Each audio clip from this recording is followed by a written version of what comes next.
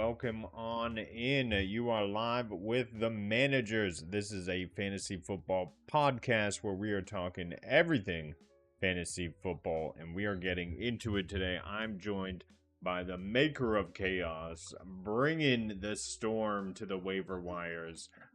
What's going on? We are going to be talking over duds of week 3 and whether to be patient or whether to panic with these players. So be patient with us and let's get into it. CeeDee Lamb, he is first on my hit list. Obviously, he is out with an injury. And people are unsure when this happened. I mean, he was only part of 9% of snaps and then nothing. Where do you see CeeDee Lamb? Are you dropping him or stashing him in IR? How long do you think you'll have to stash this guy? Well, based on what we're hearing, they're implying that it isn't considered on the extreme end, but definitely expect to put him on IR. I think he's going to be out at least a couple weeks. I'd put him in IR for now. He is definitely one to keep on your team. I mean, with the 13 targets the first week, 11 the second, he is a great wide receiver. I say hold and keep him. Right, so you don't try to trade him now with some currency later, maybe? No, he's a holder. No, he's a holder. well, no, I think I would say don't panic because he's still going to be a consistent like 20-pointer wide receiver. You want him on when he comes back. He's going, and if it's only going to be for about 4 weeks, which is what they're expecting it to be, I say hold on to him because you have so much more of the season left to go, and you will want him on your roster. There you have it. CeeDee Lamb is a hold and put in IR. Now we have Josh Jacobs. People are wondering, why is he not performing as per my projections? What is happening here? The efficiency, has it dried up? He used to get a touchdown every single game, and now last game he didn't get a touchdown. Now I know this is a little bit personal because he's on my roster, but people are expecting certain work out of Jacobs, and each and every week he seems to be coming in at about half those fantasy points people are expecting out of him. Are you patient with Jacobs, or are you moving him to pair him possibly with another tier 2 to try to get a tier 1 player? I would hold on him as well. I mean, the lineup for the first 3 weeks was rough for the Packers. They had the Lions, which, as we've seen with the Ravens game, they are doing fantastic. With Goff, Washington, which that was a messy game. And then the Browns had a really tough defense for them to get through. So I think these first 3 matchups were on the tougher side. You have Dallas coming up, and then the Bengals in week 6, and Arizona week 7. Those 3 are going to be prime for running game. And so I would say I'd be holding on to him because I know that these numbers that he's getting the first 3 weeks are probably the lowest he's at. I definitely expect some better numbers later in the season. Makes a lot of sense. Matchups make all the difference with these players. So before you get to the panic button, just make sure you look on the outlet. I mean, he's going up against Dallas next week. That should be favorable towards a Josh Jacobs script. Then he's going to be on bye. You'll be without him, so make sure you're prepared. But then he's going to be all rested for the Cincinnati Bengals at home, which is just going to be, I believe, a devastating Josh Jacobs script for attention and ball attempts. So I'm still patient with Josh Jacobs, absolutely. Another one who ended up on this list and just happens to be on my roster, Saquon Barkley, for the exact same reasons.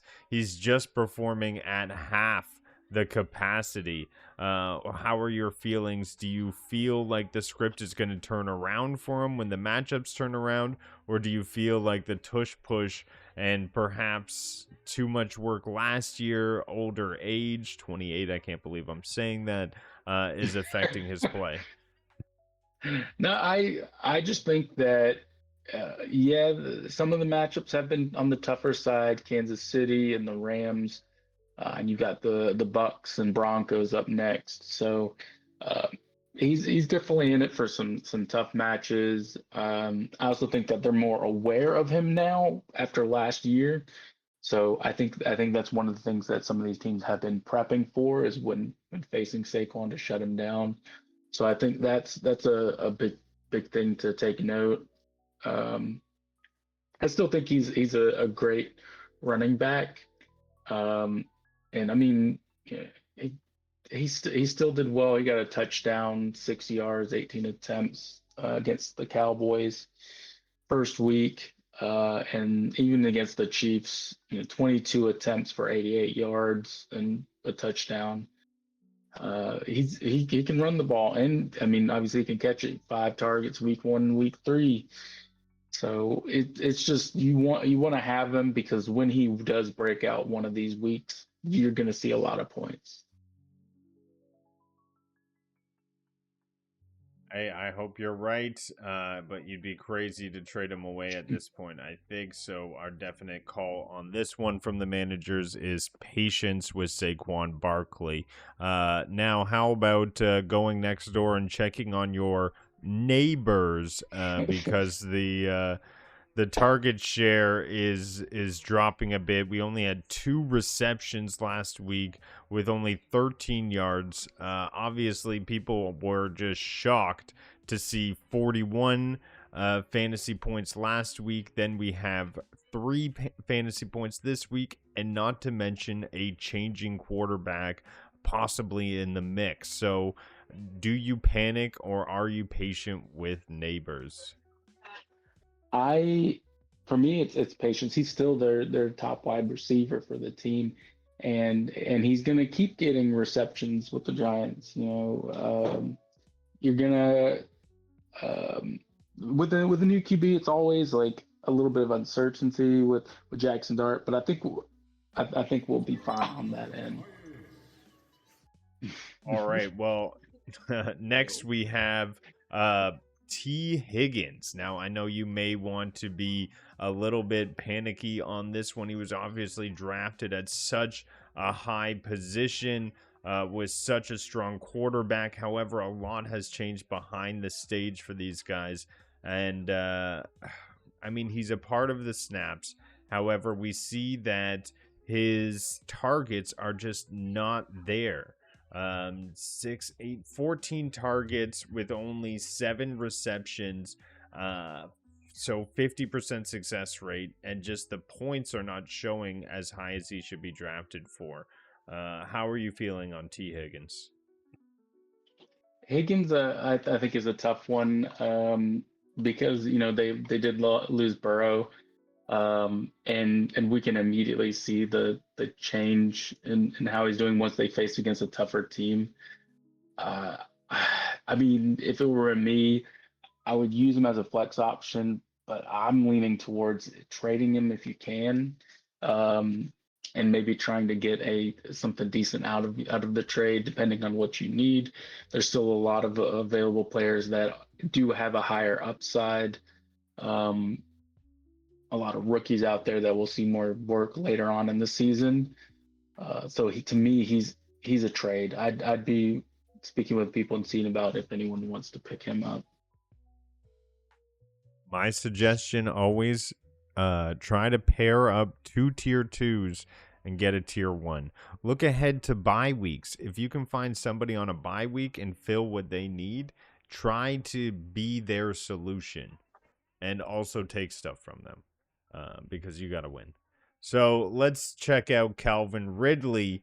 Disastrous showing in the last situation against the Colts. I mean, this guy hasn't broke 10 fantasy points in over 3 weeks. And same situation, we have 8 receptions with 23 targets. So he is getting some targets from Cam Ward. I mean, he's throwing it out there, but they may not be connecting. Things are not happening right for Ridley, and there was a lot of anticipation, I believe, before this season started, and we're just not seeing it in the numbers. Are you panicking with Ridley? Are you being patient and giving Cam Ward and Ridley more time to figure it out? If it were me, I'd have gotten Ridley already on like kind of a flex spot or as a potential flex. And so for me, I would probably still have him on my list just because we have some better games up ahead. They were just up against the Rams and the Colts, which are some of the top prospects right now. Um, Definitely looking down the line, week 5, week 6, week 7, Arizona, Raiders, and the Patriots. Um, he's going to have a better time during those weeks, and I hope to see him go up in points, and he'd be a nice flex option for those players. So I would hold on to him personally. Right, there you have it. He is a patient one. Next up, we have Mr. Wilson, Russell Wilson. He had an outstanding week 2, and that's all the nice things I'll say about Russell Wilson right now. Listen, he had a performance out there. He went out there for the Giants, and now we are hearing that Jackson Dart is most likely to start for week 4 for the Giants. So coming as a big shock for a lot of people who had Wilson. But Jackson Dart, I feel, will pull up a lot of attention on the waiver wires this week. If people don't know this attention, it may be a good time to put in a little bit of some fab for this. But this is news that definitely drop Russell Wilson because Jackson Dart is getting the start and the change will likely be permanent. And it's good news for Malik Nabers and Wayne Dale Robinson, as the analysts are reporting. Oh yeah, definitely. I totally agree. Drop him, and then yeah, if you can pick up Dart, I think Dart will be a decent grab for a QB. Or if there's others like Geno Smith that might be on your waiver wire, if you're in a one QB league, uh, definitely be on the lookout. I think he's also a good grab. Yeah, he's not a start. He's a wait and see. Yep. But he has a high ceiling potential, so you want to perhaps get him for a low fab. Definitely don't want to go over 10 or 15%. But if people aren't paying attention, he may be a good wait and see in a 2 QB deep league. But let's get into Travis Kelce because he's Taylor Swift's favorite and everybody loves him. Uh, he has only had 4 catches for 26 yards on 7 targets in 3 games. Now that is not fantastic. He's had 1 touchdown week 1, but really it's just getting a little bit frustrating being a Travis Kelce streamer when you're getting around 10 points a game, and last week you're only getting 6.6. So, do you rough it out? Are you patient with him? Is Patrick Mahomes going to make the connection? Like, you would have honestly thought with Worthy gone, all these injuries, that Travis Kelce would have been the guy to get the balls. But no, it was Holiday Brown, or it was, somebody, not Juju, but, somebody else was getting these targets. What are you on Yeah. Travis Kelce? And well, you're also seeing Noah Gray get more work. He went from 41% snap count the first week to 68 this past week. So he's sharing snap counts with another tight end, and I think he's a wait and see. I mean, he's got the Ravens next week, so um, I would be like the fact that he got you 12.7 points the first week with 47 yards. Great. There's only 2 catches, 61 yards the second week. And he did get that touchdown on the first week. So that really got him the points.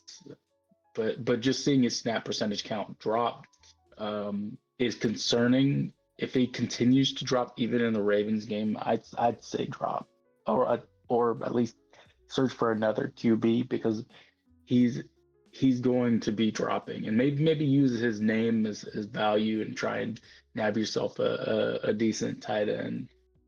Yeah, look for a Swiftie in the group. Yeah. Every fantasy football group of guys has got one Swiftie. I'm looking at you, Wilson, if you're watching this. But definitely you don't like to see the snap percentage trend in the wrong direction. So that's a great statistic to point out.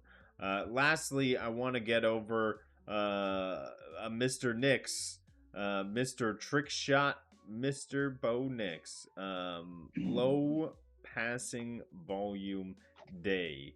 He had on week 3 14 completions out of 25 attempts, far from week 1 where he had 40 attempts for 25 completions. I just haven't seen him really break through, get close to 300 yards passing in one game. Obviously, it's great to see that he's healthy. He needs to spend more time in those clean pockets, get more throws off. But he's had mediocrity over a bad game recently. People are upset with Bo Nix. Do you trade him for name and brand value, or do you hold on and you're patient because of the games coming up? I'd say patience. I mean, he was up against the Chargers last week, and he played fantastic against the Colts. So he seems like he is a hit or miss this season at least. I'm hoping he can kind of get it under control. I would stick with him personally. He's getting some good runs in, but he took 2 sacks against the Chargers. And then let's not. Yeah. Yeah, he got. He did not. He's got 3 interceptions total. The first week was awful. 2 interceptions and a lost fumble. Not great. So yeah, I'm hoping he does better later on as he kind of gets his groove. So I would wait on and see on him. He's still easily not the worst quarterback option out there. So try and stick by him at least for another week or 2. Yeah, he is one you got to be patient with because he's just not performing as per his draft location. But we are calling patience for Bo Nix. But that's what we have for this week on our Duds, Patience, or Panic. Thanks for joining us on the Managers. We'll see you on the next one. This has been the Managers. See you next time. Thanks for tuning in.